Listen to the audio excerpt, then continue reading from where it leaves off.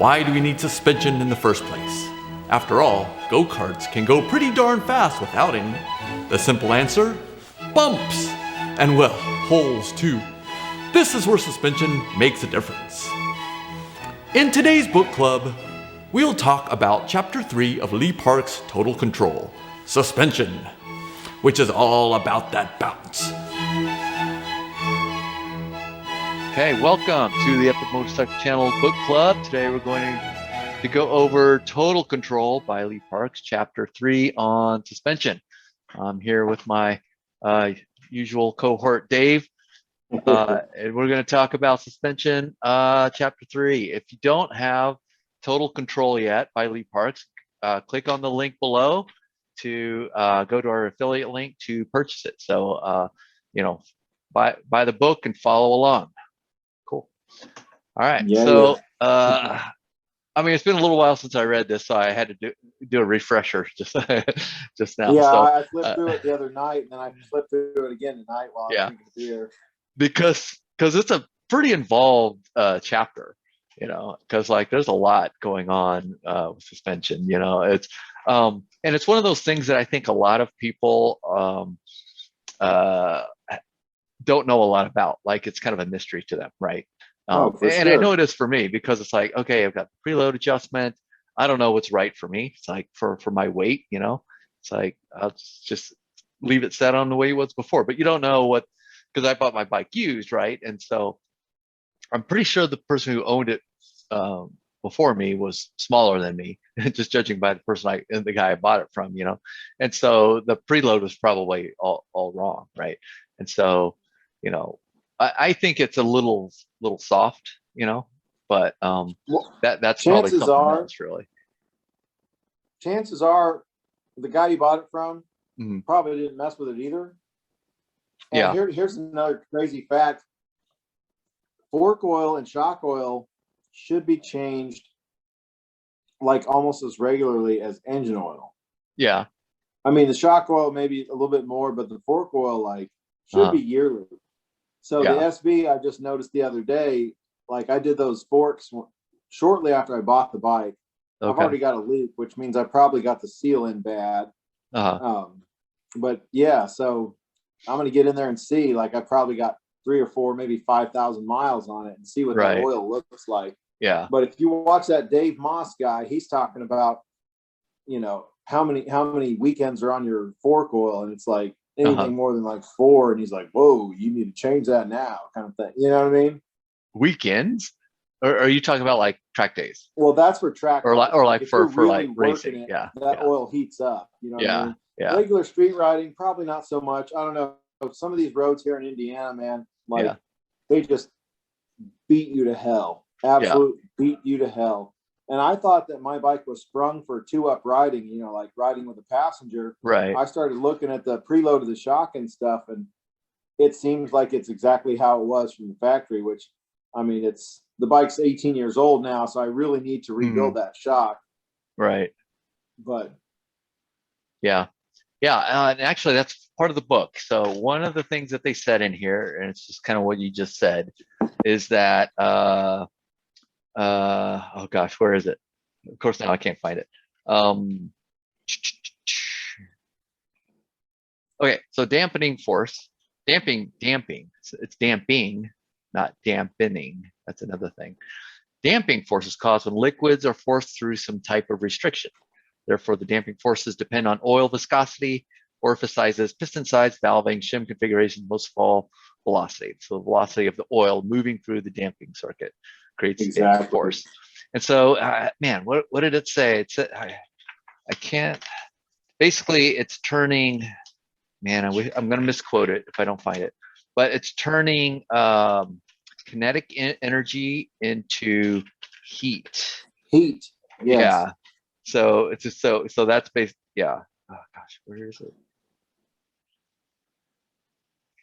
Rebound damping. Everyone who's watching this is going, what are these guys? But yeah, just okay.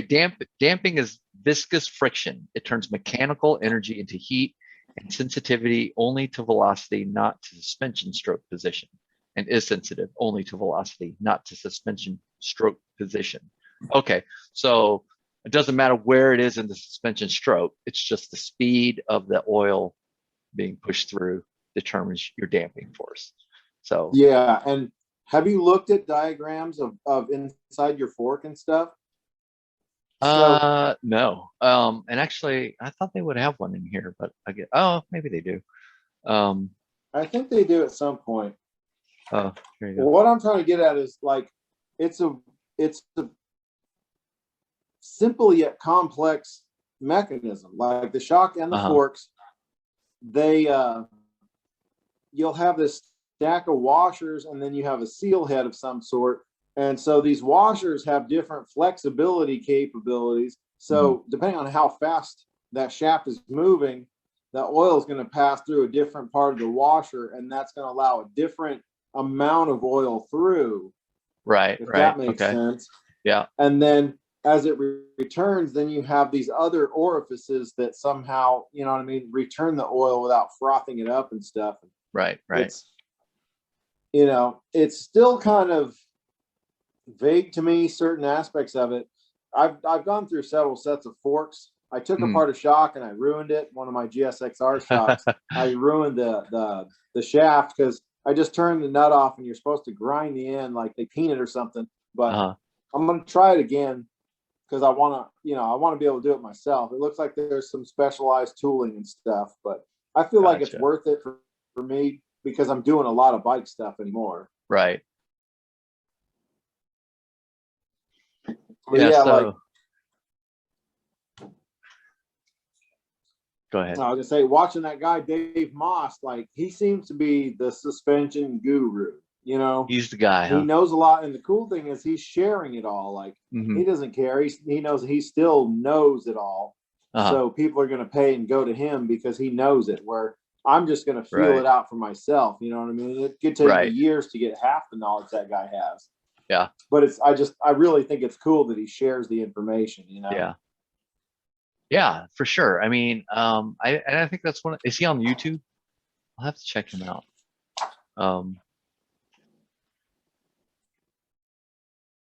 But one of the things I like about, I mean, YouTube these days is you can find a lot of these kind of guys, you know, and exactly. How do you spell his name? No, it's just Dave Moss. Dave Moss. Oh, I thought maybe it was kind of just regular Moss. Oh, tuning. Dave Moss tuning. Awesome. Yeah. Yeah, he's got a lot of subscribers. Yeah, I'll have to watch more of his videos. Oh yeah, subscribe right now. So, but yeah, I think you know, as complicated as the suspension seems, you know, I think it's this book where in the back that they have this this sheet on how to to tune your suspension. It's like, go to the back, lift it up, measure this, you know, sit on it, measure this, you know, all these measurements and all that kind of stuff. But in its core, really, all it's doing is trying to keep your tire on the ground, right? Correct. So like in this position, in this example, if we're moving this direction and we hit this bump, basically the suspension needs to push this wheel onto the ground and then follows it as it travels up. The suspension moves it up, but then as it's over here, it pushes it back down and keeps it on the road, right? And so if the suspension is too stiff, if this doesn't have enough spring or travel, then when you hit this, it'll bounce, right? It'll like you'll hit this and then you lose kind of bounce, traction right? at that And point. so then you're going to lose traction here, right? And then so the other thing is if it's too soft, meaning it can come up just fine and come down just fine, but when you come down, now it's going to compress, right? And then you know it's going to compress, and then you won't have any suspension travel as the weight's coming down, and it'll cause like a bounce or something, right? So like you'll upset the balance of the bike right there, because you want to keep it, everything needs to be as fluid as possible, Right. That is so difficult to do, but that's what you're striving for. Mm-hmm.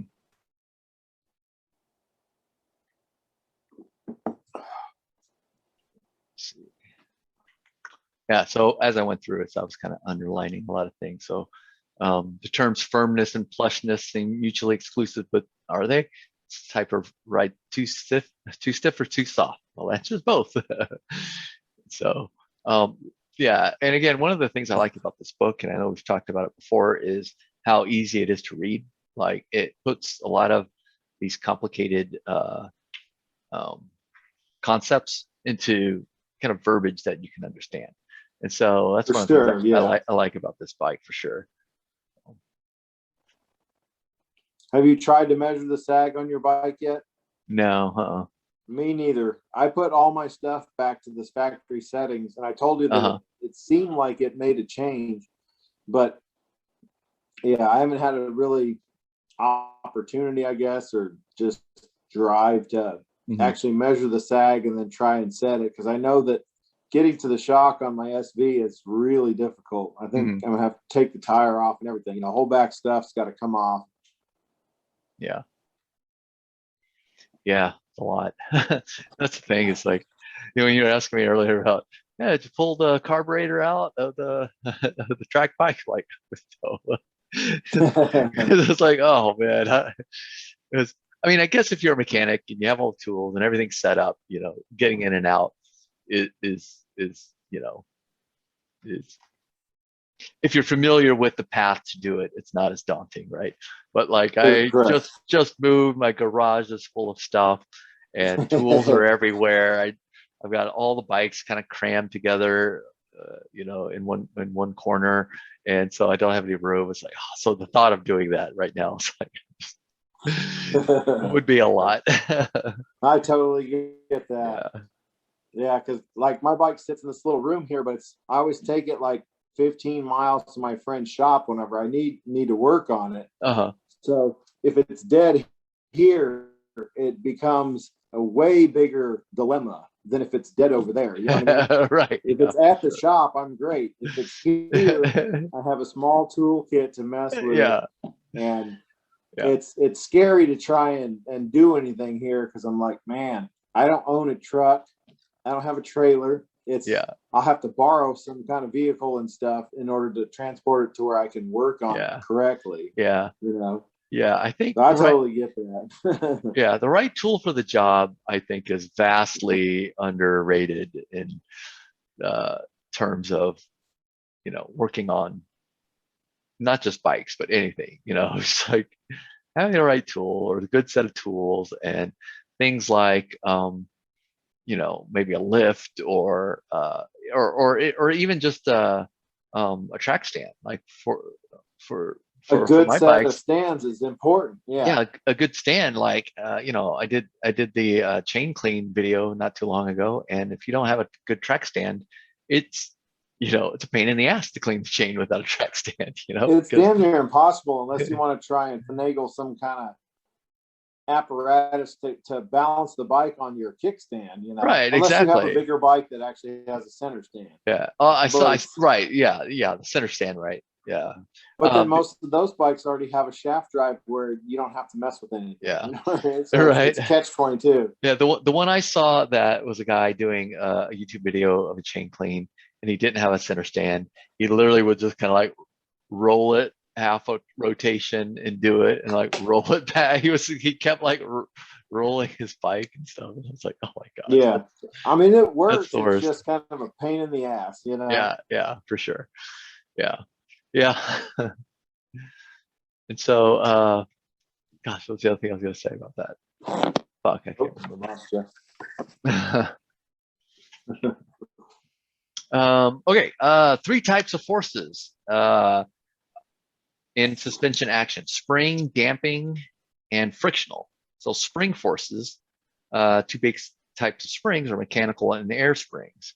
So basically, and they describe spring force up here too. And I like the definitions that they give things. So what was it?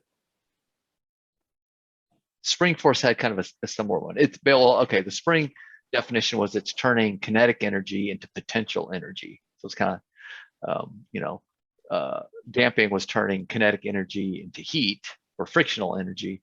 A spring turns kinetic energy into potential energy. So kinetic energy is what's pushing, right. And so, so as the spring's compressed, that's actually stored energy or potential energy.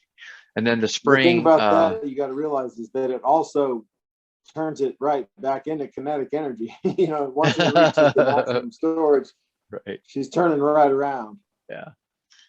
So, and then the rate of stored energy, or the spring rate, is basically the weight divided by the displacement. So basically, in this example, if this is the spring without any sort of weight on it at all, you put 10 kilos on it, and the displacement is 20 millimeters. That gives you your spring constant. And so generally springs are a constant rate. However, there are springs that have variable rates, or what was the other one? Like a continuous. Progressive. Progressive, that's what it was. That's right. And so let's see, do I have?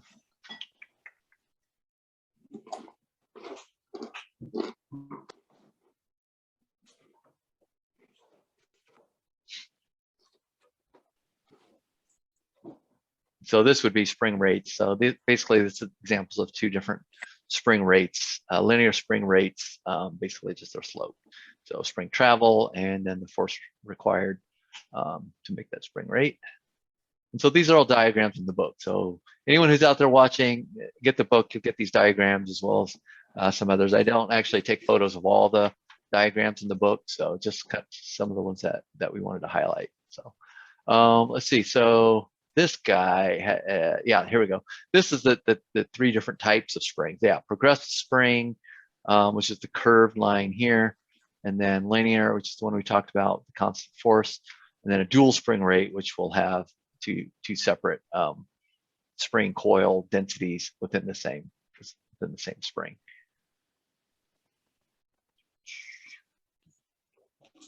Moving right along. What's this one? Oh, this is so I guess what was this? Oh, so in your shock, I guess you have an air spring as well as a coil spring. Is that right? Everyone knows what a spring is. Blah, blah, blah. What page are you on? 39. 39. I'm way past it. Okay, the total spring force created in telescopic front forks is a bit more involved. This is because there's a volume of air trapped inside the fork tubes that acts like an additional spring. When front forks are compressed, the air pressure inside the fork increases, even though no initial air pressure was used in the fork. The more the fork compresses, the more progressive the air spring becomes. Basically, the front forks have two spring forces, the mechanical spring force and the air spring. And so this is essentially the combination of those. So the air spring force would be this bottom line and the coil spring, and then you sum those together and you get the combined spring force. See, that kind of, so my first motorcycle, well, second motorcycle, I guess, was a 1984 Yamaha YZ125. It's a dirt bike. And it actually had Schrader valves on the forks.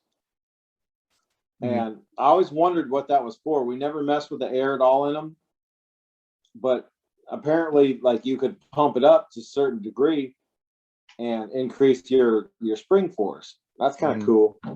Kind of interesting. Huh.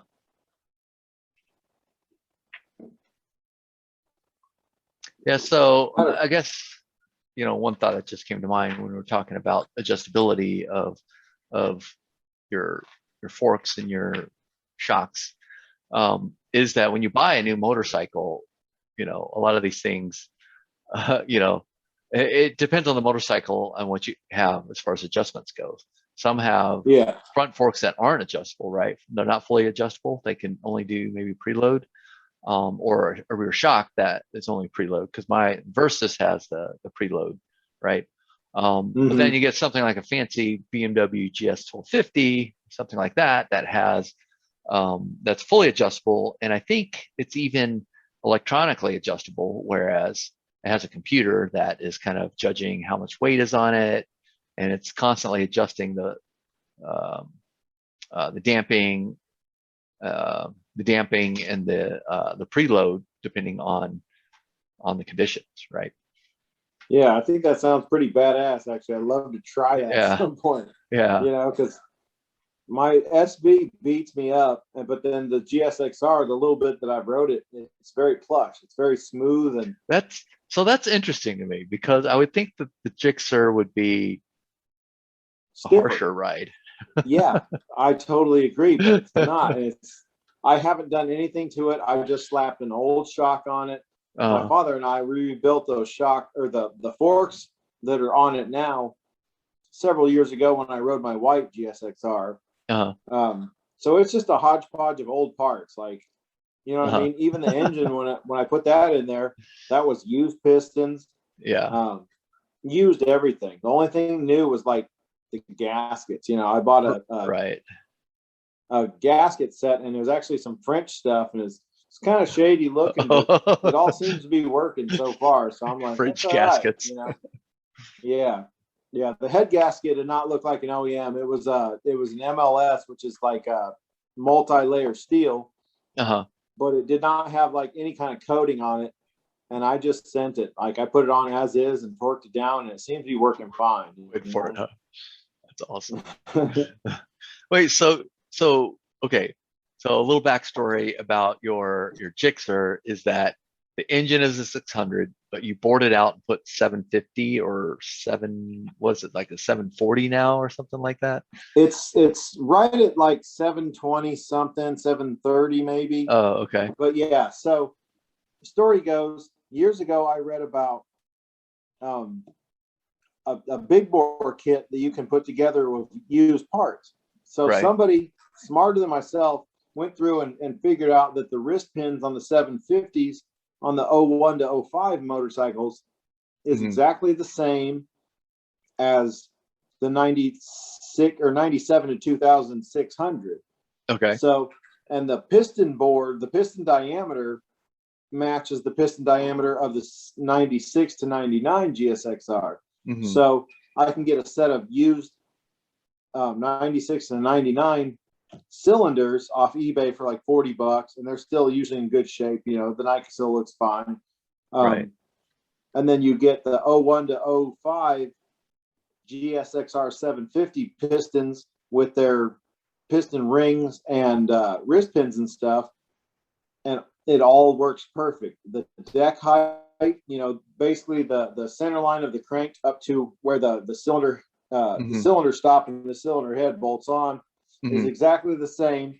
The biggest difference is from 01 on the 750s, 2000 in the 750s and 01 on the 600s, they use one less casting. So the cylinders become part of the top case, where the old Hayabusa and then the SRAD version of the GSXRs, the cylinders come off, the cylinder head comes off, then the cylinders come off, then the top case comes off, and the bottom case drops, or if that makes sense.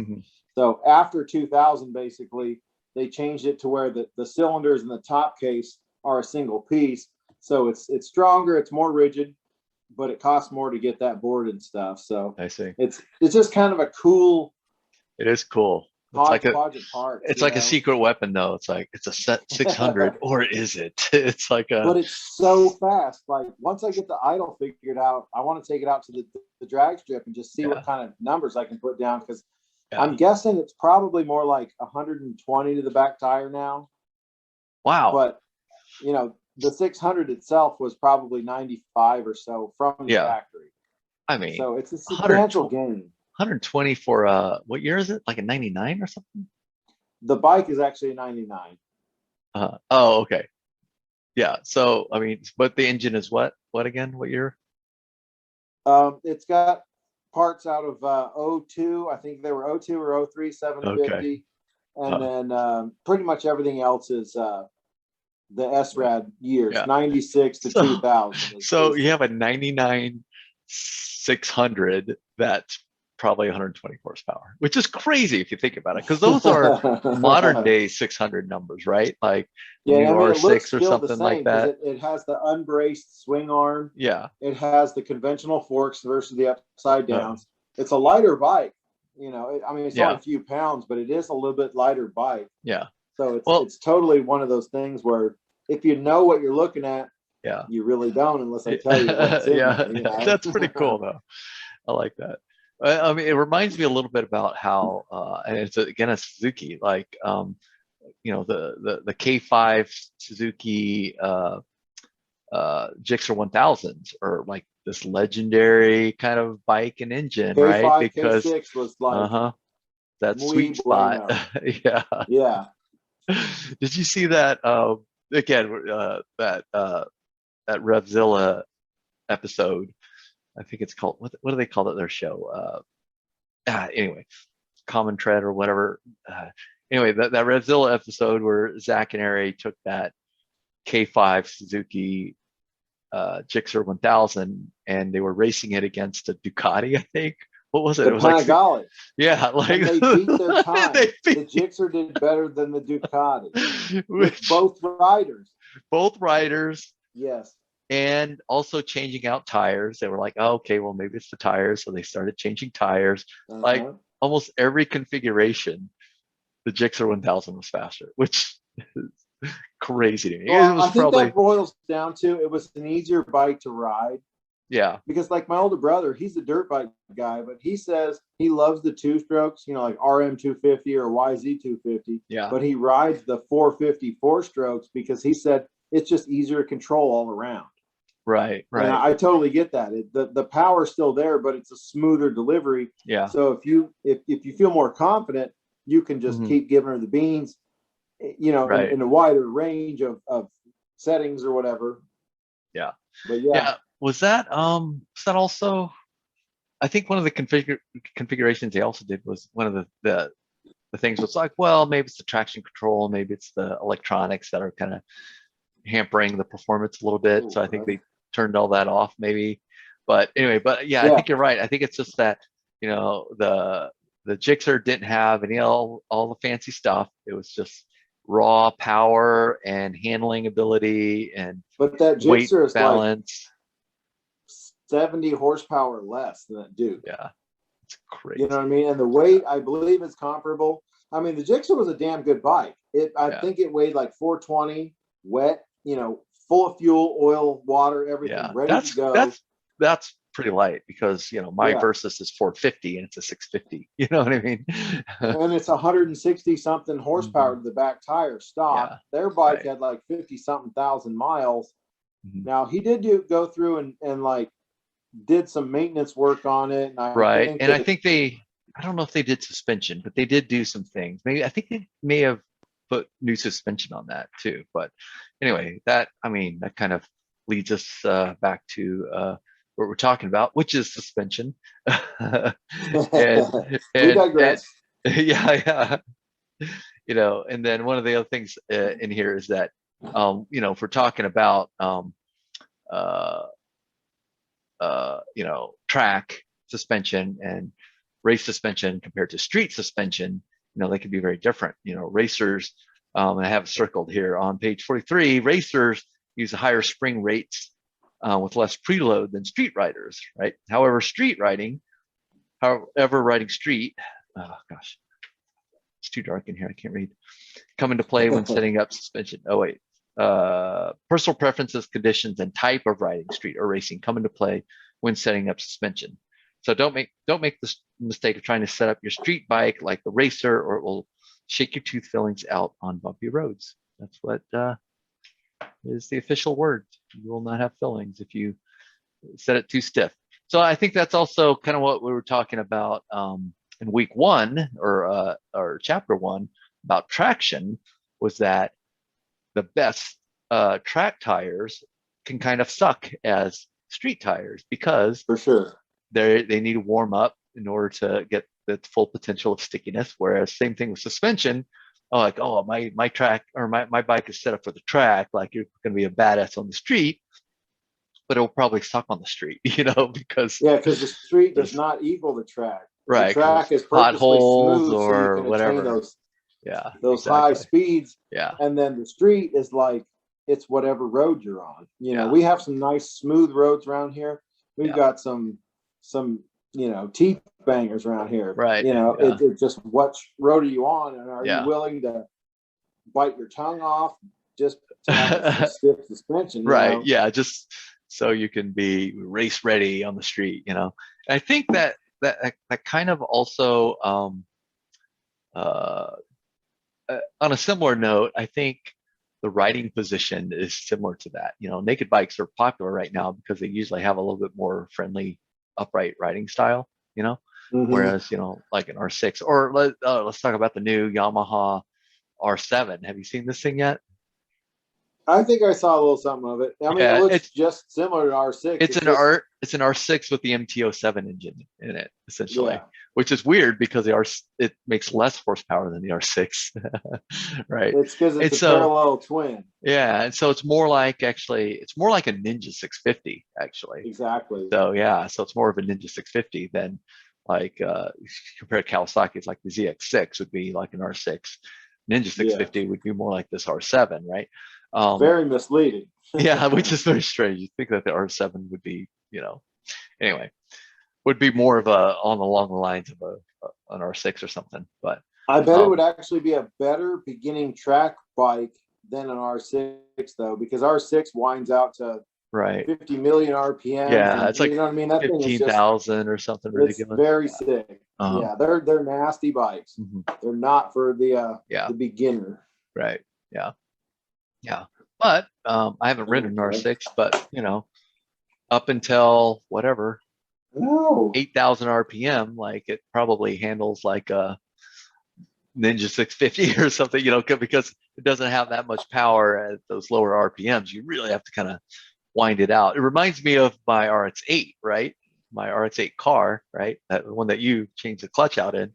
Um, Yeah. it would, up until, between whatever idle and 5,000 RPM, it was like a 4-cylinder Honda Civic. You know what I mean? Yeah, it It's was a like normal car. It yeah. actually But then when did better you, than I expected. yeah, what's You that? know, I said it actually did a little better than I expected. Like it Yeah, had a little bit of torque, and I think it was just the gearing, but yeah, I never pushed it really at all. yeah, I just wanted to make sure the yeah, clutch was working. yeah, But yeah, I totally get what you're saying. The yeah. rotary engine is just by design. It's kind of a low torque, high RPM motor. Right. And so when you got into those higher RPMs, that's kind of when the fun began, right? And so, and that was the fun thing about that car is like you just really kind of wind it up, and it wasn't so fast. It was fast-ish, as far as cars go. It was fairly fast, but it wasn't like Ferrari fast or anything. But I think Yeah. the thing I liked about it was it's like it felt like you're going fast, even though you weren't going super fast. It had that illusion It that you gave were you really the going feeling. fast. Yeah, it gave you the feeling because the engine is screaming and your arc, going fairly Mhm. quick.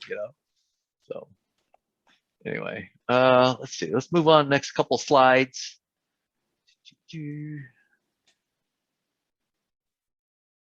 Let's see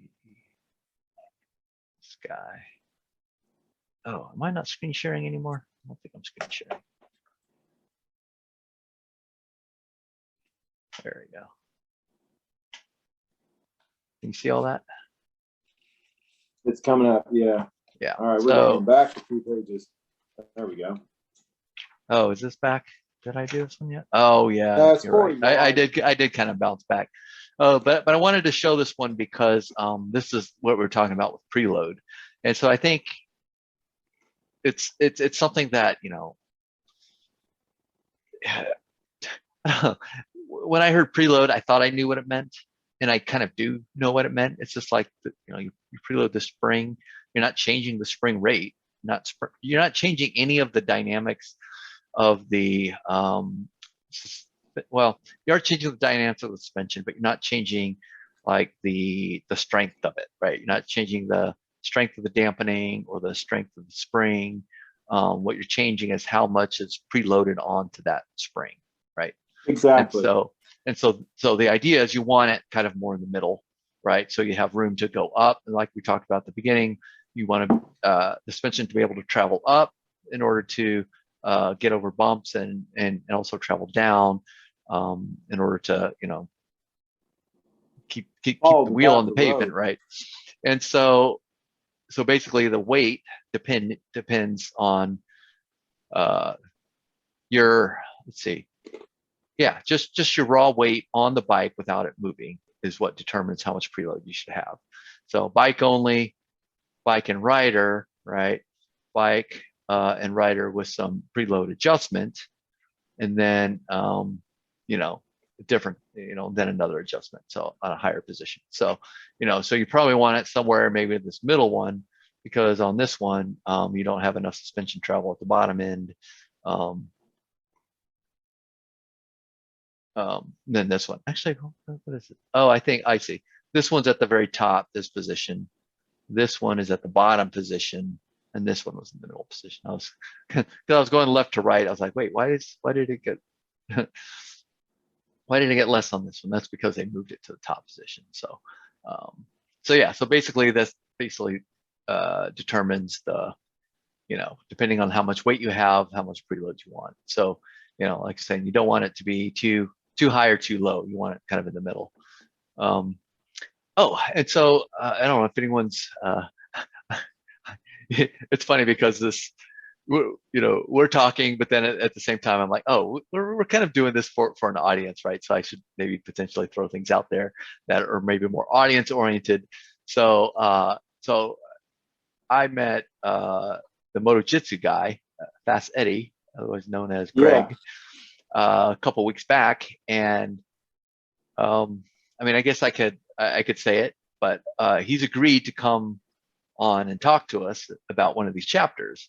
The cool thing about that is he knows Lee Parks, who wrote this book, and I think I was supposed to go back and watch it, but he's got a good video of him and Lee Parks having a conversation on everything motorcycles. And so that's one of the things I want to go check out, but it would be kind of cool to have him on and be able to pick his brain about some of these topics. So for sure, anyway, because he's lived all of this. Yeah, exactly. Like, yeah, we're reading it, we're nibbling on it, but he's been through it all. Right. Yeah, he's gone through it all. And so the other thing, and the reason I was bringing that up is because when I was talking to him, he was trying to describe. He goes, and we should probably have him do this for us on the next when we have him on. We're talking about suspension today. When he comes on, we'll probably be talking about the next chapter, which is fear, I believe. But anyway, I want to have him do this description, his description of suspension. He basically goes, I will explain suspension in less than 60 seconds. And he actually grabbed my phone and started a stopwatch and basically described it to me. I won't try to replicate what he said, but one of the things that he did say was like, suspension's like an air mattress. And if it's too hard, it's uncomfortable. And if it's too soft, you're sleeping on the ground. So you just want it in the middle. So it's like, and that's it. It's pretty simple, And so there's a lot of graphs and charts about springs and preload and damping and all that kind of stuff. But the core of it is you kind of want it in the middle so it's comfortable. And so that was one of the things that I took from that conversation that really resonated with me when it came to suspension. Yeah, it makes perfect sense. My one question is, how the hell do we measure it all? You know what I mean? Yeah. And that's where it gets complicated. There's a lot of different settings. And I want to know exactly how do I measure that? Because once you can measure it and you know those key features that you want it right in the middle, that's whenever you know everything. You know what I mean? Like, that's when you can put it all where it needs to be. Yeah. Yeah, that's that kind of brings us to the next two, which is kind of the zone that you want to be in, like they call it the Goldilocks zone, and that's the zone where you have the best traction and the best control, right? And so, as far as rebound damping, I keep saying dampening. When it comes to rebound damping, if it's less, you might get more traction, but if it's slower, you have more control. And so you want to kind of get it into this Goldilocks zone. So I guess less gives it a more plush feeling up until a point where I guess this is where you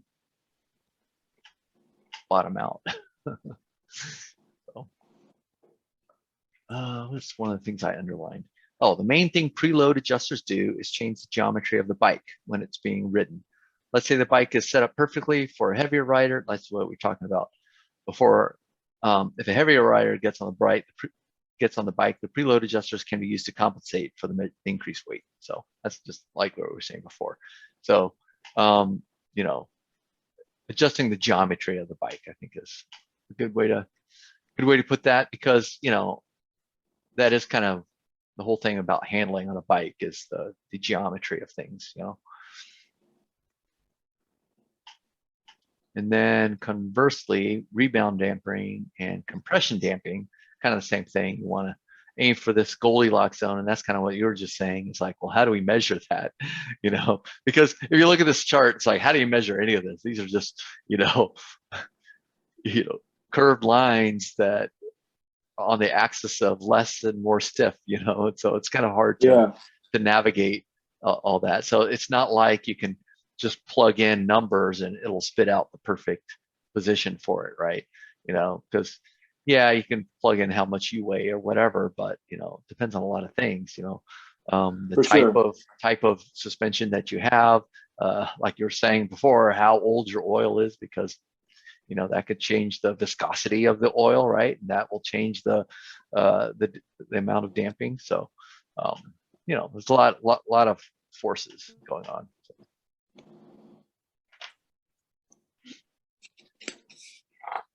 So you did the oil in your SV, right? And I've never done my Versus, and I've had it for a couple of years now, so it's probably overdue for it. It's definitely time. Yeah. Yeah. Does your Versus have conventional shocks or forks? They're upside down. Okay, you probably need to get a tool or two in order to do that. Conventional forks, you can pretty much break them down with just regular hand tools. Oh, okay. The main thing is getting the oil level and weight right, and I usually just stick with what the manufacturer said. Mm-hmm. You know what I mean? Because you kind of get a calculated feel, I guess, and then you can play with the compression damping and all that stuff and the preload. Mm-hmm. Like my GSXR, it used 10 weight. I got Maxima oil. Mm-hmm. And I don't remember what the height was, but basically you put it all back together. You got your new seals and all that stuff in there. And before you put the springs in, this guy just keeps wanting to get involved. Before you put the spring in, you collapse the tube, and then you pour in oil, and then you measure the height of the oil to the top of that suspension, the top tube, the upper tube of the fork. And so here's what I did. I'm going to let out a little secret. The factory service manual for my SV told me, I guess, roughly how many milliliters of fork oil each shock took. I didn't bother to measure, and I just threw in the amount that the manual said. Now, I don't know whether that changed anything or not, because I don't know how much oil it was, because I only rode it a few times and I did the forks. I just noticed it was weeping out. So I don't know how much oil it lost, or, you know what I mean? Like, I don't have a metric, a baseline to go on, but now I kind of do. I know how it feels. The shock feels really stiff, but the preload on it is not so ridiculous. It seems like it's in the middle of its spring range, if that makes sense. Okay. Yeah. So I'm gonna pull those forks off, and I'm gonna do the steering head bearings, and I'm gonna film that so we have an epic steering head bearing video. Oh, there you go. Yeah. We do need to get some more videos in the works. I'll probably go ahead and do the forks too. Just just do it. Get my daughter to film us. Yeah. Record it as best you can, and then we can we can work out the editing. So yeah, for Yeah, sure. Yeah, I do have a Cardo Pack Talk review video in the works right now. I just kind of got sidetracked because of the move and all. So, but yeah, those Cardo videos I think do pretty well. And I think it's also because it's one of those things that they're not cheap. I'm surprised how expensive it is. exactly. So you want to And get so some you want to real do some world research on input. that. So I've got, yeah. So the cool thing about this review is I have real world range tests of the Cardo Pack Talk. I base little plug for the upcoming Cardo Pack Talk video. I put the helmets on, connected it, and measured exactly how far it would go before it starts dropping out. And so Nice. I did it in a couple of different instances. One where I went around, it wasn't line of sight. I went around basically my old neighborhood. So I was walking around the houses and stuff.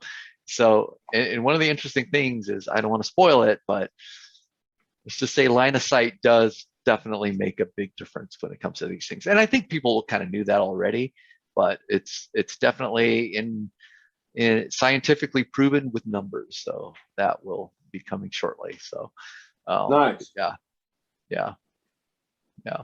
So yeah, the other video I did recently was the short film that I just posted recently. And so that was a fun one. A little bit of a departure from what we've been doing so far on the channel, but I think it might be a little side playlist for the channel would be epic motorcycle short films. I thought it was pretty cool. Yeah. You guys would definitely look like you were having some fun. Yeah, so my friend Adam and I, a little backstory on that. My friend Adam, who also has this YouTube channel, which is Jake Adams, the Sasquatch Hunter. So anyway, Jake Adams is the world-renowned Sasquatch hunter, and so basically what he does is he goes and does these little adventures looking for Sasquatches. And so we decided to have a crossover event, and we basically made a short film that, like, what would happen if we take the motorcycle channel and the Sasquatch channel and merge them together? What kind of video would that produce?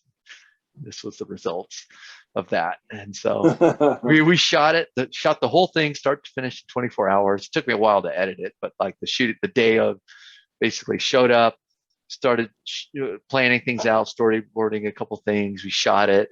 In the midst of shooting it, we also cooked a brisket, which was an all-night endeavor of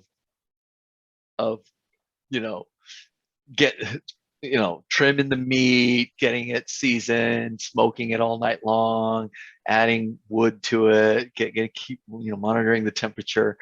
And so we didn't get any sleep that night. Like, it was a rough night, but it was a lot of fun. Sounds pretty awesome. It was actually kind of awesome. Like, there were some times that night though where we were in between. We would basically finish shooting for the night. We were going to pick up shooting in the morning, and so that whatever 4 or 5 hour period in the middle of the night, we were basically just monitoring the meat. And so we would let it go for a couple of hours and then try to sleep for a couple of hours and come back. But during that, like, 1 or 2 hours that we were trying to take a nap, I couldn't sleep at all because I was just kind of amped up from everything that we were doing, and I just could not sleep at all. And so but finally the next night I finally got some sleep. And so but yeah, that was a lot of fun. But we're definitely going to do some more short films like that as well. So I think it'll be fun. Yeah, it was pretty cool. It was barely entertaining. Yeah. And a lot of the lines and the situations were just kind of made up on the fly, because we had this basic idea of what we were going to do, and then it kind of changed, because basically you have to kind of shoot the movie that you can with the time and the resources that you have, and that's basically what we tried to do. So yeah, that was a lot of fun.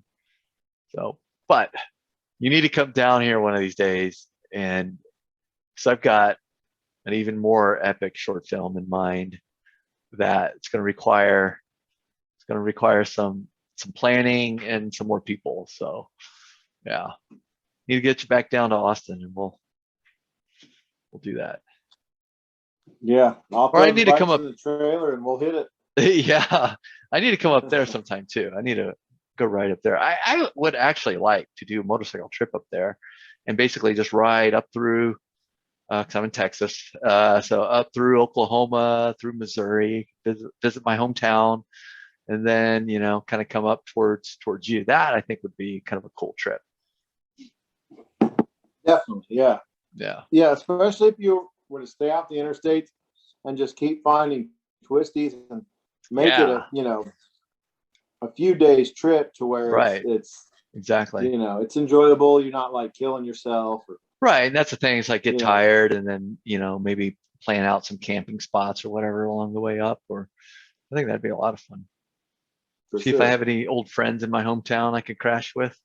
Gosh, man, that's a good question. I don't even know. All my high school buddies are moved on, you know, other cities, I think. Yeah. So yeah, I think that'd be a lot of fun. So, anyway, so I'm gonna go ahead and wrap up this portion. So should edit that out. Anyway, all right. So that's it for today's episode of Book Club. Join us next time. We're going to talk about chapter 4, which is fear. Here's where I cut, and then we can keep going. Perfect. I guess I can stop.